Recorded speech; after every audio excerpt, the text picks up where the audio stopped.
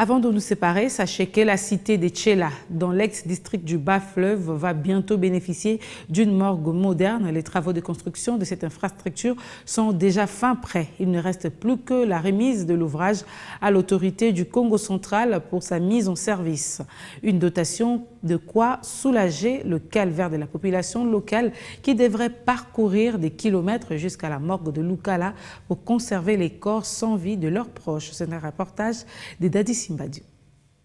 Après celle de Matadi, construite dans la scène de l'hôpital provincial de référence de Kinkanda, puis celle de la cité de Sekibanza, érigée dans la scène de l'hôpital général de référence du chef-lieu du territoire portant le même nom, toutes deux déjà opérationnelles, c'est maintenant le tour de la cité de Tchila, chef-lieu du territoire éponyme dans l'ex-district du Bas-Fleuve qui s'apprête à accueillir sa morgue moderne dont la mise en service est entendue par la population locale, fatiguée de parcourir plusieurs kilomètres pour se rendre jusqu'à Lukula pour faire conserver les corps sans vie des membres de famille ou des proches décédés en attendant l'organisation des obsèques. Comme celle de Matadi et de Sekibanza, les travaux de construction de la chambre moderne de conservation des dépouilles de Tchela ont été entièrement financés par le gouvernement provincial du Congo central et exécutés par l'entreprise de construction, les établissements Makaélés et Fils qui ne cessent de faire ses preuves dans ces domaines grâce à l'ingéniosité de ses ingénieurs et ses ouvriers sous la conduite de l'ingénieur Guilhem Makaya. Répondant aux normes du standard international, la morgue moderne de Tchela a une capacité d'accueil de 50 corps et dotée de moteurs puissants qui permet une meilleure conservation des dépouilles, peu importe le nombre de jours en attendant leur retrait. Une fois mis en service, les reposoirs de Tchela résolvera un épineux problème qui a longtemps constitué une préoccupation majeure pour les habitants de cette agglomération en pleine croissance démographique. La balle est donc dans les camps des autorités de la province du Congo central, étant donné que l'entreprise de construction, les établissements Makaélés et Fils, pilotés par ingénieur Guilhem Makaya, est déjà prête pour la remise des clés de l'ouvrage.